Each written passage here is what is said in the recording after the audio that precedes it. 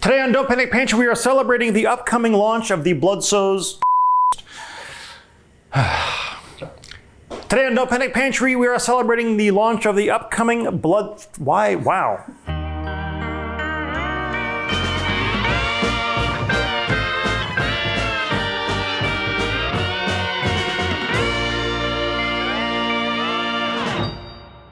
Today on Don't Panic Pantry, we are celebrating the launch of the upcoming Don't Panic Pantry cookbook, coming out January 31st. Pre-order link down below. Today we're making two recipes from the book. They're actually almost exactly the same, but I wanted to show people that there's two different versions of the same dish. One with just a small of bacon to give you a little bit of that flavor, to show you that bacon can be an accent versus being a meat sauce, but then also because I wanted to let the many vegetarian fans of our show, and I often eat vegetarian, to make another version using dried mushrooms. We're gonna make two versions of this rosemary-tomato sauce with fusilli. So what I'm gonna do is I'm gonna make the bacon sauce first, then I'll make the mushroom sauce, then we'll boil the pasta and try them both side by side. So now we're gonna take our ½ ounce of dried mushrooms, put them in a bowl, and we're gonna add a ½ cup of warm water just to let those kind of bloom and hydrate, and we'll let that sit for about 30 minutes. So do this first, set it aside, go about your cooking.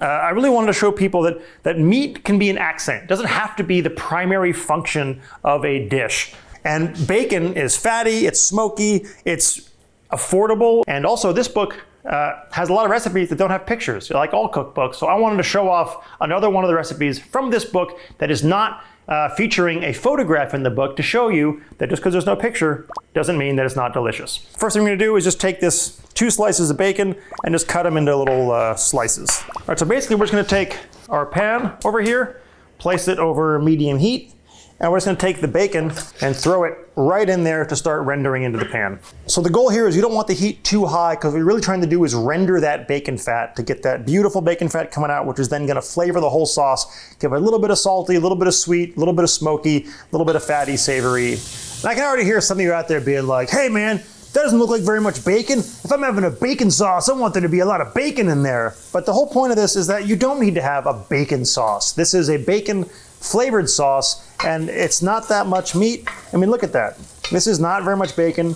This is gonna render down, and this is just gonna be a little flavor blaster. So this is rendering. You want this to go until it's about half cooked, so like between 6 and 9 minutes, depending on how hot you're going, what your stove looks like. So take a look at the bacon now, and you see it's like almost halfway there. You're getting crispy edges on some of it, and now we can turn up the heat to medium high and start adding in our onions and garlic and start frying those up in the bacon fat with a little olive oil. So I'm gonna take 1 diced medium red onion.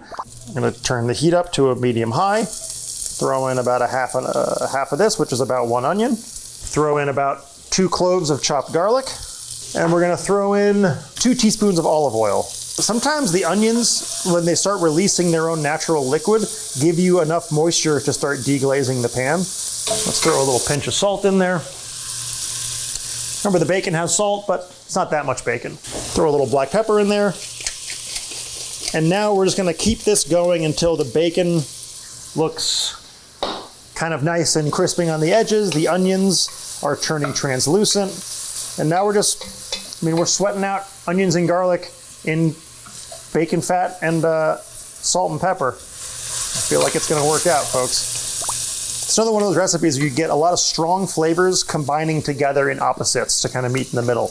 You get smoke, you get strong flavor from the red onion, you get rosemary, white wine, tomato. There's a lot of things all happening in here together. And I don't wanna brag, but it smells good in here. So in this recipe, you're really looking at the bacon, not the onions right now, because we're gonna actually deglaze with white wine and let that evaporate out. So it's gonna finish cooking the onions even more. So we're really kind of just looking for the bacon to start to get those kind of crispy edges going on it. Let's say we're about a minute away. 3 sprigs of rosemary. Those are gonna go right in, just whole like this. A little pinch of chili flakes, or crushed red pepper as they're called. I'm gonna give this about a 30-second toast job just to start opening up. You can kind of bang up your rosemary a little to help bruise it and kind of open up those natural oils in there. That's a hell of a smell, right, Ben? Oh yeah. Thanks, Ben. And now we're gonna take a ½ cup of any kind of dry white wine. The only thing I would really avoid are like really sweet wines, or like a super oaky Chardonnay is not my thing. So ½ cup, this is like a Sauvignon Blanc kind of a deal. And just pour it right in. Scrape up any little brown bits. That's flavor. And we're basically gonna let this just simmer on that same medium-high heat until we evaporate out kind of most of the liquid. Another couple minutes, and that will be all nice and absorbed. Yada-da-ding, yada-da-day, yada-da-doy. So now you see most of that liquid is evaporated out. You can see it's mostly, there's like obviously fat that's not gonna evaporate. So now we're gonna add our can of whole peeled tomatoes crushed by hand. This sauce is gonna simmer for about 10 minutes. And ordinarily, I would say you just drop the pasta now in the boiling water. By the time that's done, this is ready. But because we're gonna make another sauce now, I'm gonna simmer this for 10 minutes and then turn it off heat while we make the other one. When you're cooking, season as you go. A little pinch of salt, a little bit more black pepper.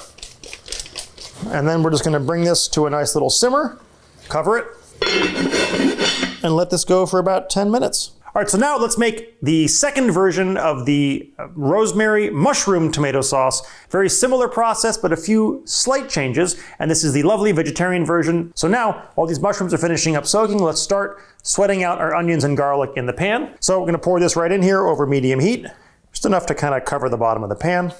In go the onions and garlic. We're just gonna start sweating these guys out. Season a little bit with some salt and pepper. And now I guess even though it's just me eating it, we'll do the right thing and use a different spoon for the vegetarian one. Okay, so while that's going, let's take our mushrooms that have now been hydrated. We're gonna save this mushroom water. That is flavorful, dried mushroom flavored water. And you'll notice that like dried mushrooms have a different flavor than fresh mushrooms. They have deeper umami. They're almost a little smokier. They just have a more complex flavor. And so a little bit goes a long way. This is a ½ ounce of dried mushrooms. Sometimes I'll just take them like this, big handful. Mushroom sponges. And this is just so we don't lose too much of the water when we chop them up. Saving that, it's gonna go into our sauce. Chop these up pretty fine. Again, we're being nice and rustic with these guys. Don't worry about it too much. You just want it to be chopped up enough so that it kind of makes sure you get a little bit in every bite. So these guys are all nice and chopped up. Let's check on our onions. It's like a 2-minute sweat job. Now we can turn it up a little bit to like a medium high. And then take our dried mushrooms, our rehydrated dried mushrooms, get the rest of them from over here on the cutting board. Cut the camera too. Wait, there's only one camera. We're just gonna keep doing these until the onions get a little bit kind of browning on the edges. So we're building a little bit of that flavor in. We wanna get some of that browning in the pan so we can then deglaze it with the white wine afterward. Today we're featuring semolina artisan pasta, a really great properly made, old world style semolina pasta made right here in Los Angeles by my friend Leah. It is a great company, and guess what? If you pre-order the cookbook, you get a promo code exclusive to you for this product as well as many others. All right, so now we're starting to get a little color on the edges here. They're kind of translucent, they're pretty cooked. Let this go for another like 30 seconds and then we'll take it into high gear. Now we can add in our crushed red pepper. Of course, if you don't want it spicy, don't add it. But I think even just a little bit goes a long way to give you a little extra balance on the dish. Throw in our 3 rosemary sprigs. We'll let this kind of, once again, bruise up and toast a bit. Toast for about 30 seconds. And then we're gonna take our reserved mushroom water and our white wine and pour right in there to deglaze. And we're gonna leave behind that little bit of dirt at the bottom. And then our ½ cup of white wine. The old deglazeroni, and we're gonna let this go just like on the other one until most of the liquid has evaporated, so just a few minutes on this one. The liquid's mostly evaporated out, that alcohol is cooked off, that mushroom water has reduced down, and now you just have a really compact, fun flavor. So now we add our tomato. As always, they charge you for the tomatoes on the inside of the bowl. A little more salt, a little more black pepper. Bring this to a simmer, cover it, cook it for about 10 minutes. As always, season our pasta water, folks. We're gonna use some of this pasta water at the end to help bring our sauce together as well. So we're gonna cook both pounds of pasta at the same time. Let's do it. Macaroni in a pot. This is pretty al dente. These guys are bubbling in trouble. And if you really wanted to, you can now like take out your rosemary stems just to give you one less thing to run into when you're eating. I'm just gonna try to eyeball about half of this in each one. Take a little bit of the pasta water, a little splash for each guy. And this just kind of helps bring it all together. It's my daughter making noises in the background. Here we are in Mushroom Town over here. And then we'll take a small journey over to Bacon Town. Hello.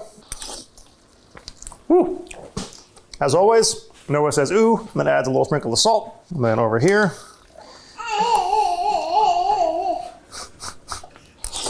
a little hit of pepper.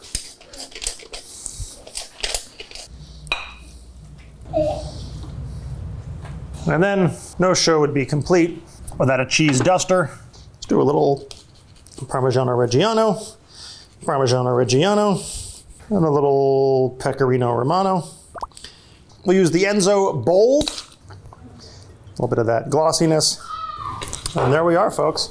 Rosemary tomato sauce 2 ways, vegetarian, mushroom, and little bacon teaser. So let's start with the mushroom first. It's earthy, it's oniony. You get that rosemary hit. It's a little bit of acidity from the white wine, a little heat. And then this one is gonna be smokier, sweeter. You just get a little more of that kind of savoriness to it, a little more of that kind of element. That smoke kind of kicks it up. 2 slices of bacon. What's what, a half a slice of bacon? A person of 4 people ate this for dinner? That's nothing. I got good news for you guys. This recipe and so many more are in the Don't Panic Pantry cookbook coming out January 31st. 2 pastas, 2 ways, vegetarian, little meat hitter from the Don't Panic Pantry cookbook, showing off once again that there are great recipes in every cookbook, even if they don't have a picture next to them. Don't forget, try some pasta, make some stuff. Am I sweating a lot? It's warm in here.